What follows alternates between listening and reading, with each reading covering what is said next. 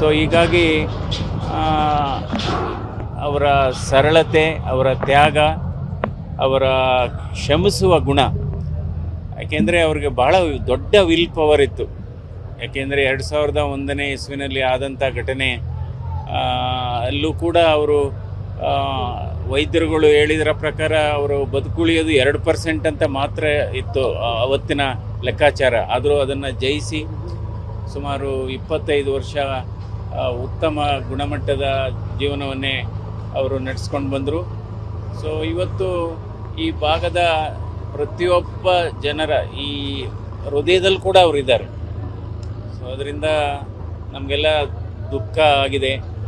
ಯಾಕೆಂದರೆ ಅವರ ಸ್ಥಾನ ತುಂಬುವ ಯಾರೂ ಕೂಡ ಇಲ್ಲ, ತುಂಬಲಾರದ ನಷ್ಟ.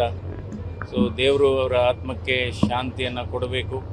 ಯಾಕೆಂದರೆ ಅವರು ಕೂಡ ಅಷ್ಟೇ ಒಂದು ಆದರ್ಶ ಮಹಿಳೆಯಾಗಿ ಒಂದು ದೈವ ಭಕ್ತಿ ಅನ್ನೋದೇ ಅವರ ಒಂದು ಅವರೇ ಒಂದು ಚರಿತ್ರೆ ಅಂತಲೇ ಹೇಳಬೇಕಾಯ್ತು. ಅವರೇ ಒಂದು ಯುಗ, ಅವರೇ ಒಂದು ಚರಿತ್ರೆ, ಇತಿಹಾಸ.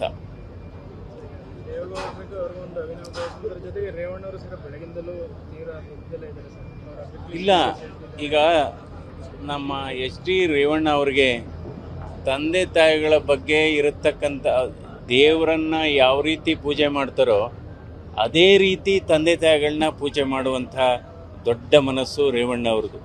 ಯಾಕೆಂದರೆ ಪ್ರತಿ ಸಲ ದೇವೇಗೌಡರನ್ನ ಮತ್ತು ಚೆನ್ನಮ್ಮವ್ರನ್ನ ಅವರು ಬೆಂಗಳೂರಲ್ಲಿ ಭೇಟಿ ಮಾಡಿದಂಥ ಸಂದರ್ಭದಲ್ಲಿ ಅವರ ಪಾದಗಳಿಗೆ ನಮಸ್ಕಾರ ಮಾಡೇ ಅವರು ಬರ್ತಿದ್ದು.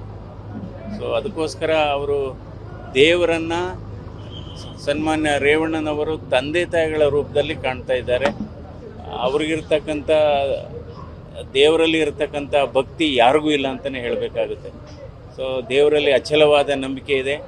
ಸೊ ಅದೇ ರೀತಿ ಇವತ್ತು ರೇವಣ್ಣ ಅವರು ಇಲ್ಲಿ ನೋಡ್ಬೋದು. ನನ್ನ ಸ್ನೇಹಿತರು ಅದೇ ಹೇಳ್ತಾ ಇದ್ರು, ಇದೇನು ಹೊಳೆನರಸೀಪುರನ ಮಲೆನಾಡ ಅಷ್ಟೊಂದು ಡೆವಲಪ್ ಆಗಿದೆ, ಇದು ರಸ್ತೆಗಳಾಗ್ಬೋದು, ಕೆರೆಗಳಾಗ್ಬೋದು, ಕಾಲುವೆಗಳಾಗ್ಬೋದು. ಬಹುಶಃ ಈ ಅಭಿವೃದ್ಧಿ ಕೆಲಸದಲ್ಲಿ ರೇವಣ್ಣನವರನ್ನು ಮೀರಿಸುವಂಥ ಶಾಸಕರು ಕರ್ನಾಟಕದಲ್ಲಿ ಇಲ್ಲ, ಅದನ್ನೇ ಹೇಳಿ.